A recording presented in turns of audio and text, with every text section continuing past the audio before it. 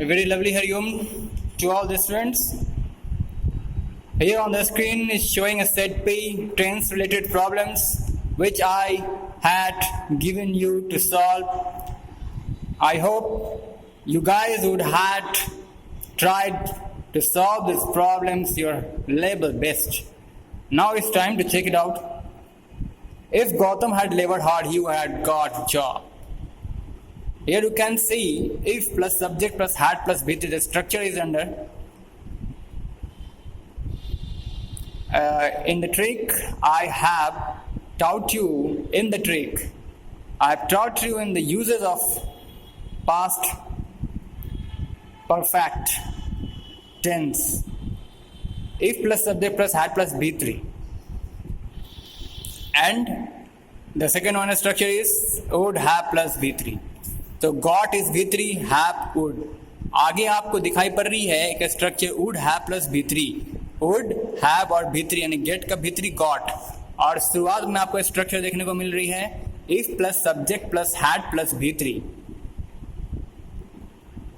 Okay, तो ये sentence में कोई एरर नहीं है, ये बिल्कुल सही है. अब दूसरा देख लेंगे. If he has come to me I would have help him. हाँ, आप आगे देख रहे हो बाद सेंटेंस के बाद में वुड हैव प्लस B3 यहाँ मौजूद है. वुड हैव प्लस B3 मौजूद है. तो उस सेंटेंस के शुरुआत में क्या होना चाहिए? If plus subject plus had plus B3 होना चाहिए, लेकिन यहाँ क्या किया? हैज कर दिया है. तो हैज गलत है, यहाँ पे हैज को हटा लीजिए, हैड कर दीजिए. आगे आइए. Had I in your position I would have saved her. अब देखिए यहाँ पे वही चीज किया है. वुड हैव प्लस B3, अगर सेंटेंस के बाद वुड हैव प्लस B3 लगा हुआ है, सेंटेंस के लास्ट में वुड हैव B3 अगर लगा हुआ है, तो सेंटेंस के स्टार्ट में क्या होना है? कौन सा स्ट्रक्चर आएगा? क्या स्ट्रक्चर आना चाहिए? If plus subject plus had plus B3. Compulsory क्या है? इफ हैड और B3 कंपल्सरी है. इफ सब्जेक्ट हैड और B3 का, तो हैड यहाँ मौजूद है, सब्जेक्ट आई भी मौजूद है. क्या बच रहा है? वर्ब का तीसरा रूप. वर्ब का तीसरा रूप यहाँ पे नहीं मौजूद है. वर्ब का तीसरा रूप यहाँ पे लगा लीजिए, सही हो जाएगा. यही गलत है. यहाँ पे क्या छूटा हुआ है? Had I been. Had I been in your position I would have saved हर.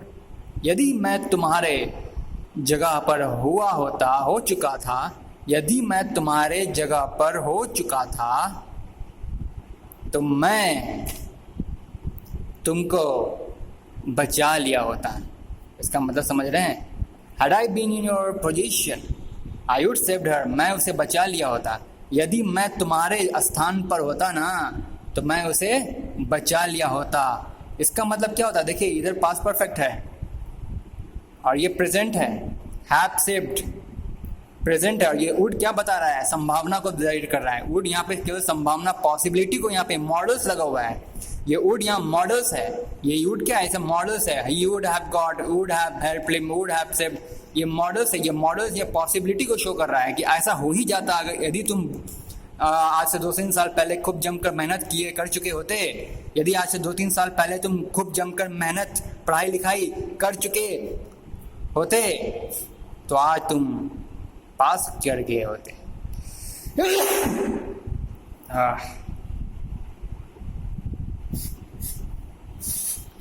हाँ, आज आप पास कर गए होते. आप समझ गए?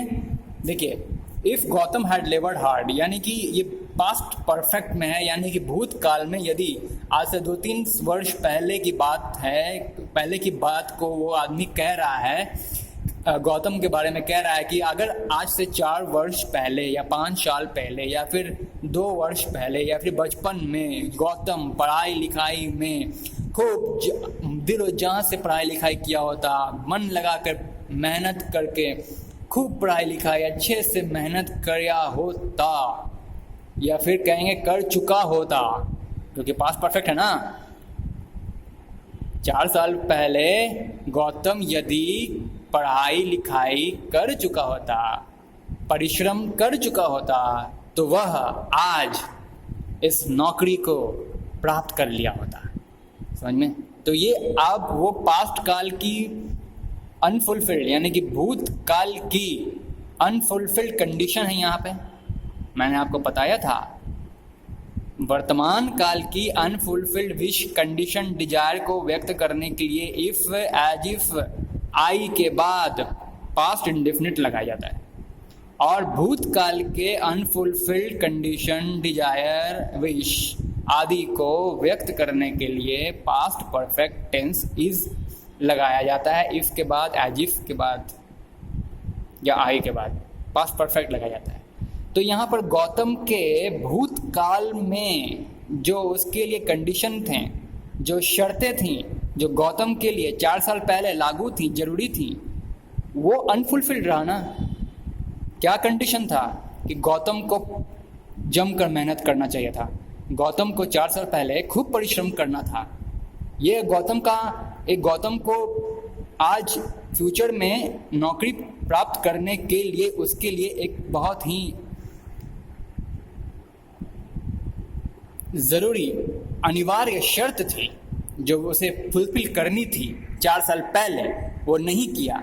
यानी कि हम कह सकते हैं यहाँ पे भूतकाल का पास्ट यानी कि भूतकाल की अनफुलफिल्ड कंडीशन है, जो गौतम उस कंडीशन को फुलफिल नहीं किया, नहीं कर पाया, नहीं किया कह सकते हैं। यही कारण है कि आज उसे आगे चलकर उसे नौकरी प्राप्त नहीं हो पाई। तो इफ गौतम हैड लेवर्ड, तो आप समझ गए भूतकाल की अनफुलफिल्ड कंडीशन के बारे में यहाँ जिक्र हो रही है, इसलिए। और भूतकाल में क्या कंडीशन थी? मेहनत करने की, जो मेहनत गौतम ने नहीं किया, इसलिए इफ के बाद क्या लगेगा? पास्ट परफेक्ट लगेगा। तो इफ गौतम हैड लेवर्ड, तो लगा हुआ है पास्ट परफेक्ट। अब इसके past perfect if Gautam had levered hard, तो क्या होता? आज उसे ये नौकरी प्राप्त मिल चुकी होती, आज उसे यह नौकरी मिल चुकी थी। He would have got this job। समझ गए? उसी तरह से ये तीनों क्वेश्चन हैं। हाँ देखिए, I would have saved her, यहाँ कह रहा है I would have saved her, मैं उसे बचा लिया होता, यानी कि अभी की बात हो रही है, अभी कह रहा है, अभी पास प्रेजेंट परफेक्ट में है, ये सेंटेंस प्रेजेंट परफेक्ट में जा रही है आपकी, देख लो ये सेंटेंस प्रेजेंट परफेक्ट में जा रही है, have saved, have plus V3 है, और ये वुड संभावना को व्यक्त कर रहा है, वुड पॉसिबिलिटी को, कि मैं उसे बचा ही लिया होता यदि मैं तुम्हारे जगह पर रह चुका था, यदि मैं तुम्हारे जगह पर रह चुका होता तो वो भी अब मैं उसे बचा लिया होता। हैड आई, यहाँ पर एक V3 छूट रहा है बस, क्योंकि स्ट्रक्चर यहाँ पर कहता है if plus subject plus had plus V3। जो सब्जेक्ट है हैड भी है, हैड आई, अब V3 केवल छूट रहा है, तो had I been in your position, बिन यहाँ पे कर दिए BEAN, हैड आई के बाद बिन करना है। चलिए आगे देखिए 4th नंबर। मैं उम्मीद करता हूँ आप लोग समझ रहे होंगे। इसी पे बहुत सारे प्रॉब्लम्स आते हैं, बहुत सारे टेंस रिलेटेड प्रॉब्लम इसी पर जनरली आता है, बहुत अधिकांश मात्रा में इनसे एक सवाल पूछा जाता है, इसी स्ट्रक्चर से, इसी अनफुलफिल्ड कंडीशन, अनफुलफिल्ड डिजायर वाले जो जितने होते हैं वाक्य होते हैं, उससे बहुत क्वेश्चन आते हैं। If you had inform me earlier I would have able to help you at any cost. ये देखिए, I would have able to help you at any, किसी भी कीमत पर मैं आपका मदद कर चुका होता। ये अभी की बात हो रही है, प्रेजेंट की बात हो रही है, प्रेजेंट परफेक्ट की बात हो रही है, have able to help you at any cost. और यहाँ पे क्या है? If you had inform me, देखिए ये पास्ट परफेक्ट है, इफ़ के बाद यहाँ पे पास्ट परफेक्ट लगाया, यानी कि भूतकाल के अनफुलफिल्ड कंडीशन के यहाँ पर जिक्र हो रहा है कि भूतकाल में यदि तुमने मुझे, आज से 2-3 साल पहले यदि आपने मुझे सारा जानकारी दे चुका होता, यदि तुमने मुझे सारी जानकारी प्रदान कर दी होती आज से 5 साल पहले, तो अभी मैं आपकी हर संभव सहायता कर दिया होता। I would have help able to, नहीं, आपकी हर संभव सहायता करने में सक्षम होता है, able to help you at any cost. देखिए हेल्प यहाँ पे V1 लगा दिया है, आप पढ़े हैं, वुड हैव प्लस क्या होता है? V3 होता है, यहाँ हेल्प्ड कर लो, हेल्प्ड, ठीक है। आइए, if the Congress had won the election it would had develop the country. If the Congress had won the election, देखिए पास्ट में चला गया, ये पास्ट यानी कि भूतकाल की अनफुलफिल्ड विश है। कांग्रेस पार्टी का इच्छा होगा ना कि मैं भी इलेक्शन में जीत जाऊं, अगर मैं इलेक्शन जीत गया होता, यदि मैं भाजपा को हरा दिया होता तो अभी मैं कुर्सी पर बैठा होता। तो ये तुम हरा दिए होते तो भूतकाल की बात हो गई, या भूतकाल की तुम्हारी अनफुलफिल्ड विश हो गई, अनफुलफिल्ड डिजायर हो गई। तो ठीक है, तो भूतकाल की अनफुलफिल्ड विश हुई तो क्या होना चाहिए, पास्ट परफेक्ट लेना चाहिए। सब्जेक्ट के बाद past perfect, if, as if और आई के बाद क्या लगता है, पास्ट परफेक्ट लगता है। तो पास्ट परफेक्ट तो लगा ही हुआ है, हैड प्लस भी3 लगा हुआ है, तो सही है। आगे क्या होना चाहिए फिर, वुड हैव प्लस भी3। देखिए यहाँ क्या है, वुड हैड लगा दिया, हैड यहाँ हैव होगा, यही गलती है। ठीक है, आगे आइए। He interact with the people as if he is DP। as if के बाद क्या लिखता है, as if imagination, मानो जैसे कि वो, अब समझ में आ गया। if, as if और I के बाद क्या लगना चाहिए, यदि हम वर्तमान काल की अनफुलफिल्ड कंडीशन को, विश को या फिर डिजायर को व्यक्त कर रहे होते हैं, तो इफ, एज इफ या आई के बाद क्या लगता है, प्रेजेंट, सॉरी पास्ट इंडेफिनिट लगता है। यहाँ क्या लगा दिया है, इज लगा दिया है, इज लगा दिया है ना, गलत हो गया। He interact with people as if he was DP,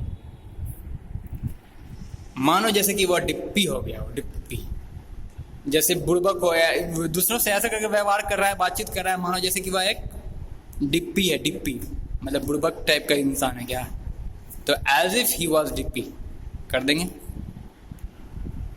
as if he were डिप्पी। हाँ, इफ, एज इफ और आई के बाद क्या लगता है, पास्ट इंडेफिनिट लगाता है। और आप जानते हैं इमेजिनेशन के लिए वेयर यूज होता है, वाज नहीं यूज होता है। ठीक है, आप लोग वाज मत कीजिएगा, इज के वेयर कीजिएगा। इमेजिनेशन है ना, इमेजिनेशन को व्यक्त करने के लिए, मान्यता को, कंसिडरेशन को, विश को, डिजायर को व्यक्त करने के लिए इफ, एज इफ या आई के बाद वेयर लगाया जाता है पास्ट इंडेफिनिट में, वाज नहीं लगेगा। आप लोग सोच रहे होंगे अरे सर ही तो सिंगुलर सब्जेक्ट है, सेकंड पर्सन सिंगुलर है, तो वाज लगा देते हैं। नहीं सर, वेयर लगेगा, क्योंकि यहाँ इमेजिनेशन है। मान लो कि वह, मानो जैसे वह एक मूर्ख इंसान हो, वह तो बात ऐसे कर रहा है लोगों से जैसे लगता है मानो मूर्ख है, मूर्ख, लल्हा, लेजी है, लेजी, डिप्पी है, डिप्पी। तो ये मानो जैसे कि ये जो इसको व्यक्त करने के लिए सब वर्ब के तौर पर, सहायक क्रिया के तौर पर वेयर लगता है, याद रखिएगा। एज इफ ही वेयर, इस ने यहाँ पे वेयर कर लो। वाज आपके एग्जाम में भी करके देख सकता है, लेकिन वेयर होगा। Corruption has been coming down in Jharkhand from the past few month. इसका क्या कर रखा है आप लोगों ने, 7 का, बहुत अच्छा क्वेश्चन है ये।